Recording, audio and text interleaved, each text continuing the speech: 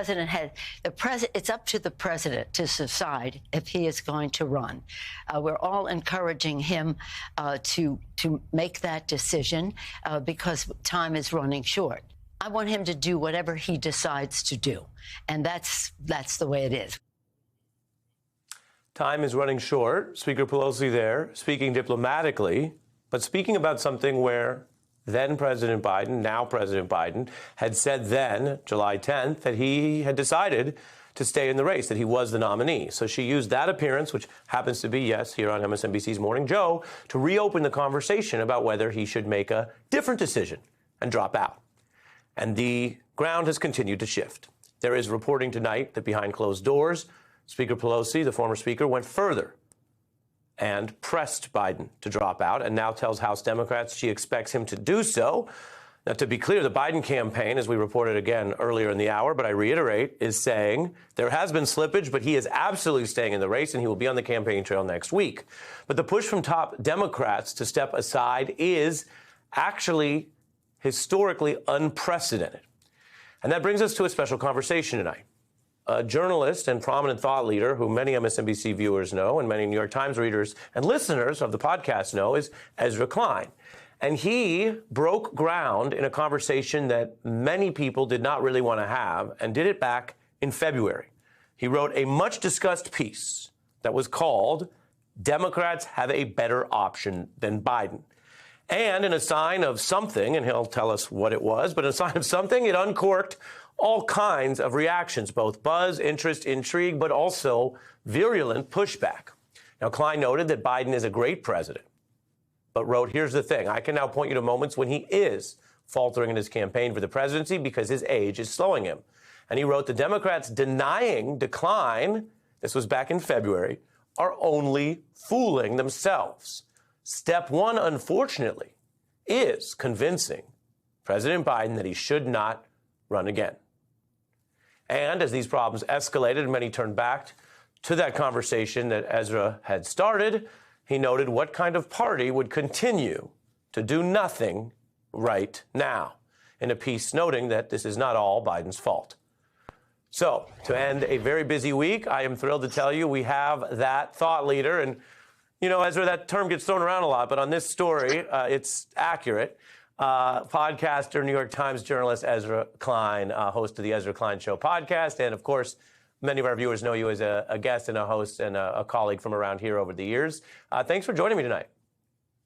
Thank you for having me. I kind of want to go in order, even though a lot's happened today. This was one of those conversations that was happening behind closed doors, in secret, sometimes with a type of shame and sensitivity.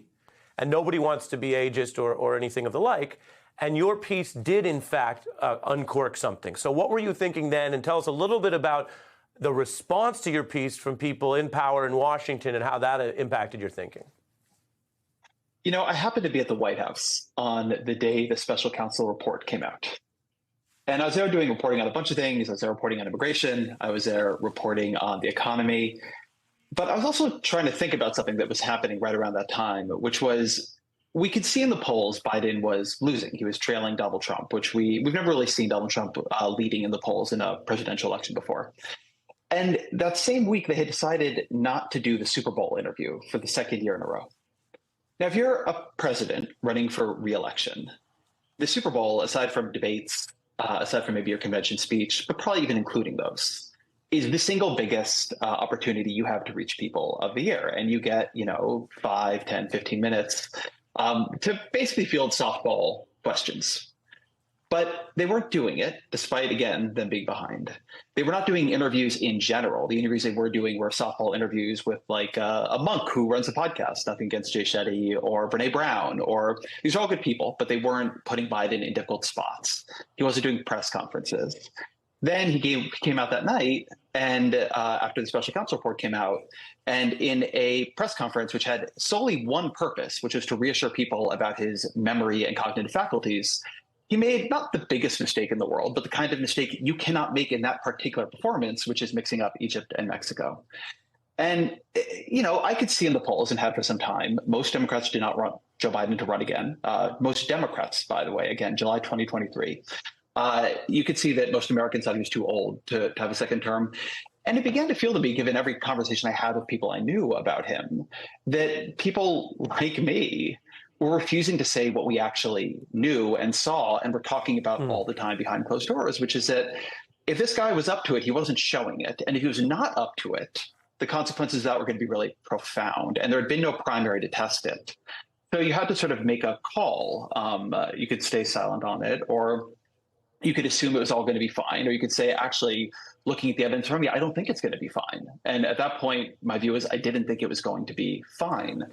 And it was just worth saying that because it was the honest thing to say, and then begin to talk about what followed from that, which is a question of open conventions, Kamala Harris, convincing people that if they needed them, they had other options than running Biden if he proved that he wasn't up for the campaign. Yeah. And one thing that happens in life, and certainly in politics, is people use narratives. They use caricatures. Sometimes they use shortcuts or what they call heuristics. And sometimes that works and sometimes it fails. There is a narrative that Democrats are the more factual party than the Republicans. And I could point you to examples where they rely more on science or journalism. But this situation doesn't necessarily reflect that, as you just alluded to.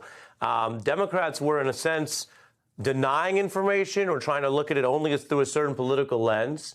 I wanted to put before viewers and before you tonight the famous adage in Scarface, perhaps one of the most memorable lines of the whole film, where we're told, don't get high on your own supply. And you wrote, Democrats denied themselves over the past few years what they denied themselves is information. If Biden had run in a competitive primary race, as you just mentioned, including debates, Democrats would have seen earlier how he performed if Biden had routinely sat for extended tough interviews or given the news conferences. His shortcomings would have been clearer, I should say. And in the absence of that information, a narrative was put over it that to raise this issue at all was ageist or defeatist. And yet here we are, literally in the final weeks before August deadlines in the convention, and they're having that late debate. What do you say to that? I give Democrats a lot of credit for having that late debate. Right now, you're watching the party act like a party, which is a fairly remarkable thing to see.